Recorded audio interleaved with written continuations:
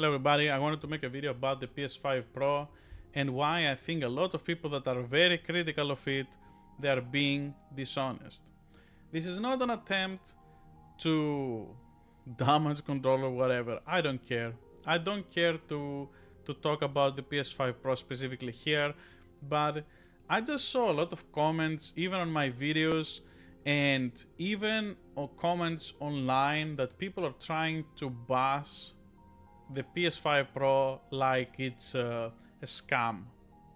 I understand that you will think it's a scam if you are someone that has no idea about hardware, because you just see the 700 and you are thinking, well, it can't be that expensive, what does it even do? It's not a PS6, right?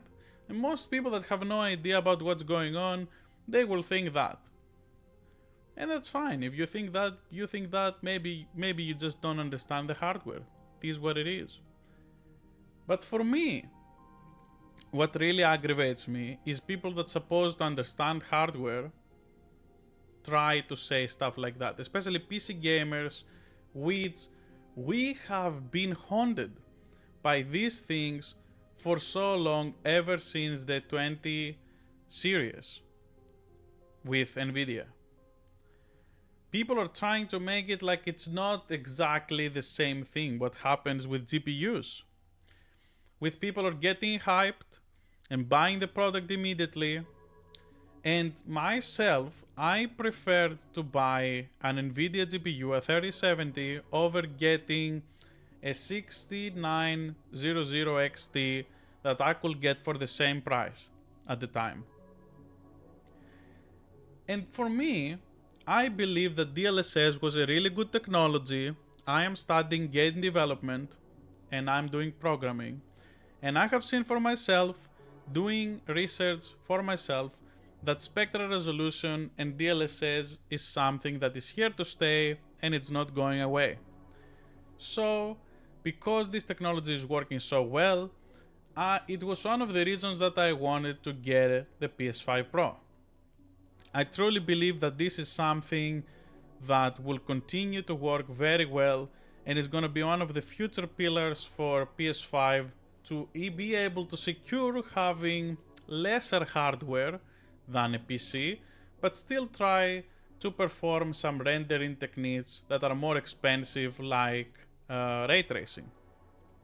Because the ray tracing that you get on the consoles is not even close to the rendering that you get on PC. Because obviously there are very different hardware and way more enthusiast tier what you can get on the PC. That is just fundamentally true. I'm not some crazy guy that goes and says the PS5 Pro is a 4090 and some bullshit like that. I just don't understand why people try to make it be like this is just irrelevant, trash, and doesn't contribute anything. The reality is, this is exactly how the PS5 felt. Just people don't want to admit it. This is really how the PS5 felt when you booted up a PS4 game. You will get a performance upgrade, and that's it. Like, you will get a performance upgrade, maybe you will get some visuals if they patched it up as well, and that's it. And that's why it feels like a GPU upgrade, the Pro.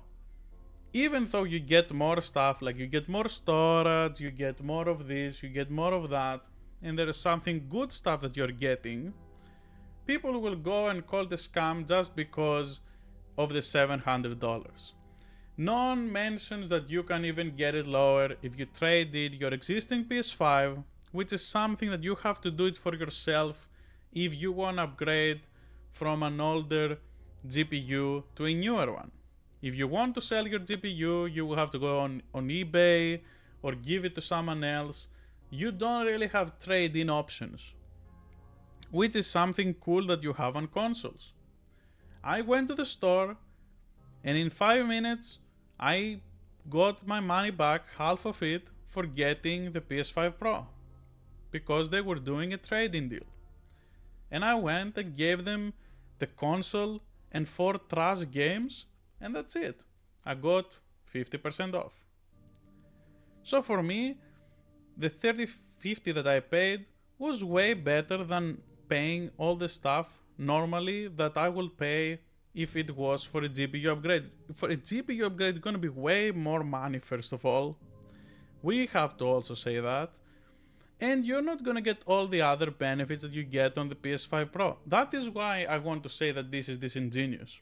Because a lot of people will try to judge it just on the performance ratio for the money that you get and how different it is, and you have the subscriptions and all of that stuff, which is true, but you can totally survive without the subscriptions as well. So it's not a mandatory thing, but if you're playing multiplayer games, you will have to consider that price because it keeps piling up.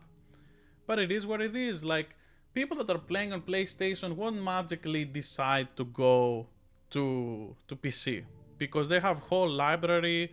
It's very difficult to switch just because of that. For me, it's really funny because I'm doing the reverse. I'm 20 years on the PC gaming with consoles on the side. It was never my main thing except when I was really young with a Game Boy. But these days, I'm just phasing back to console gaming because of work and all of that, and I just want to chill and have a good experience. And I wanted to have the best experience that I can have on the couch. That is why I got the PS5 Pro, which is working better than I expected.